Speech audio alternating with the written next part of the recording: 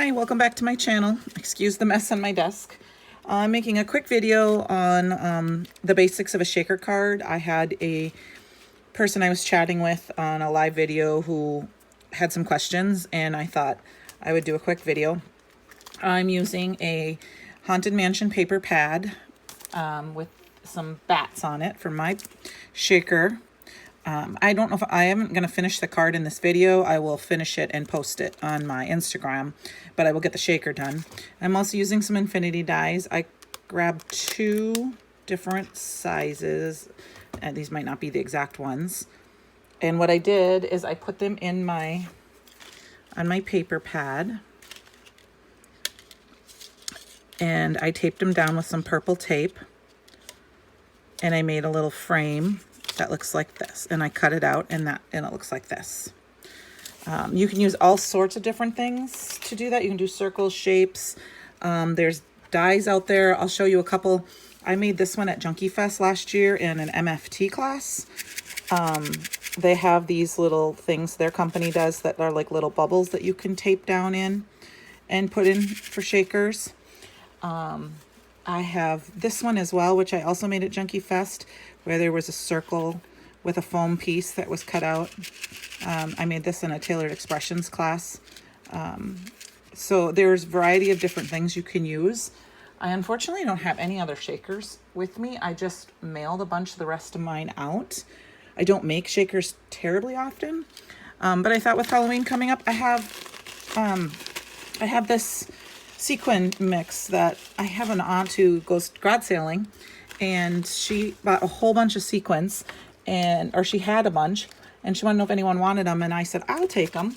So I've got this Halloween bats and moons, and I thought perfect to create a shaker card. You also need some sort of acetate or plastic.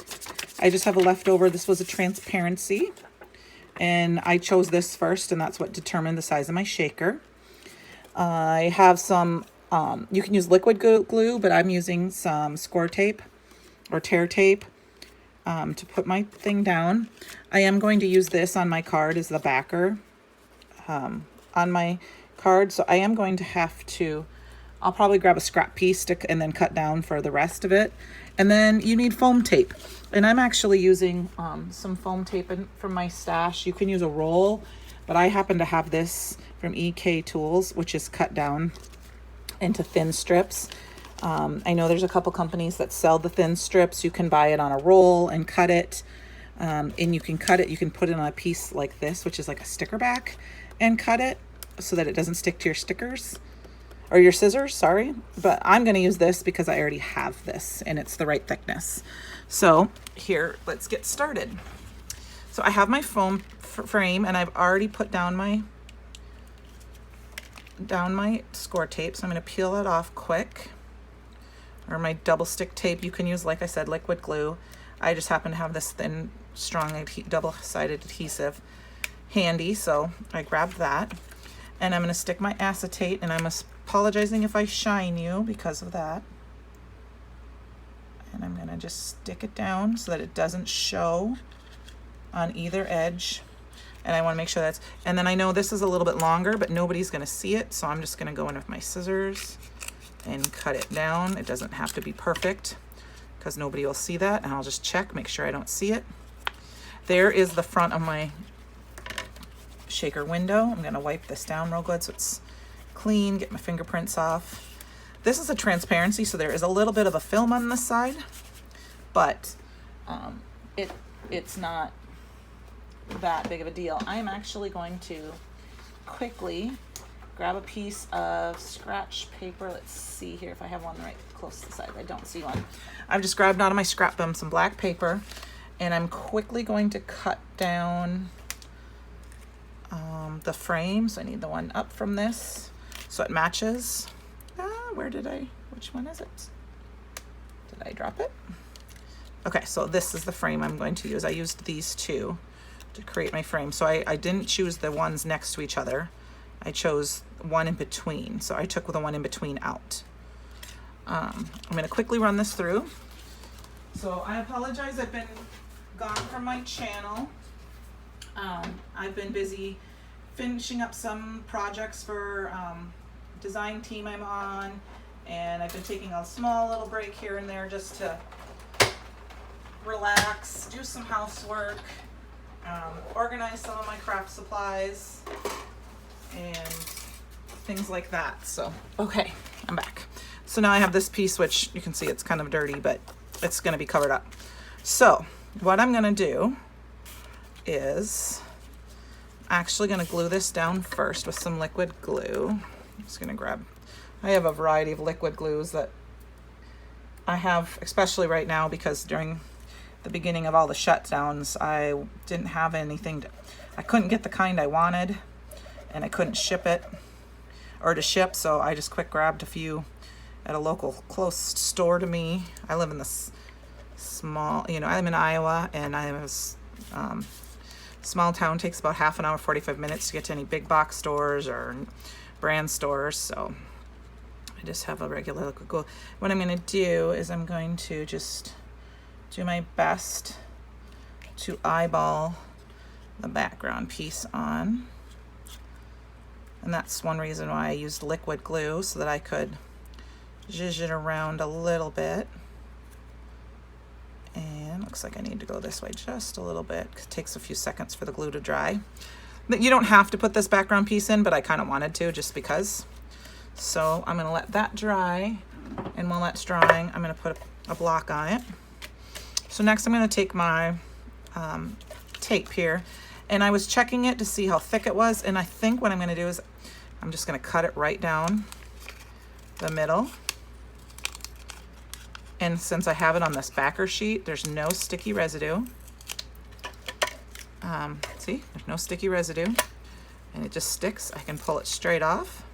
There's a little piece on the edge. I'll just toss that. And I'm going to do it, because this is the long piece, I'm going to just cover it from edge to edge, and then I'll cut it off. You just want to make sure that you cover it, that all of the little pieces get covered. So I'm going to take this off right now. I'm actually going to cut this piece down as well. It may be too short, but I can. You don't want any holes for your shaker pieces, especially if you're using glitter or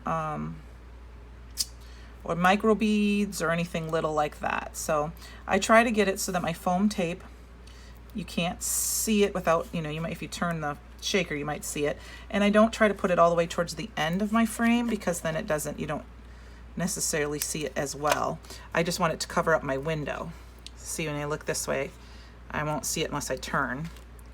Okay, so I've got those small pieces, and then I'm going to take this piece and I'm going to butt it up right up against that piece and stick it down. Like I said, it doesn't have to be specifically square, but you need them to at least touch here, because otherwise and I will fix that in a second. I'm going to do this one over here. I'm pushing it up against that piece. All right, so I've got those. So now I have two small things. I'm going to grab this little piece here. It actually looks like it's too short for there, but it might fit.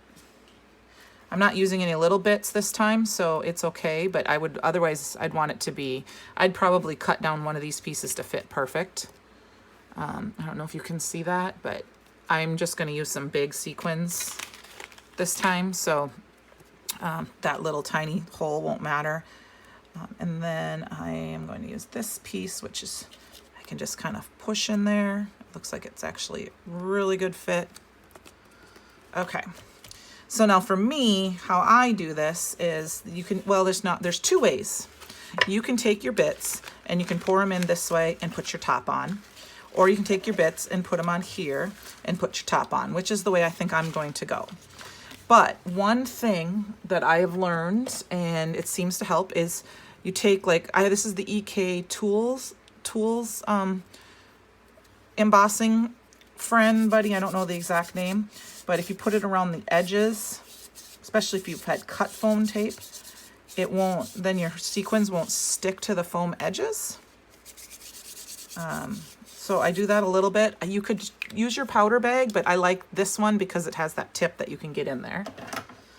So I think what I'm going to do quick is we're going to peel off all the backing on my papers.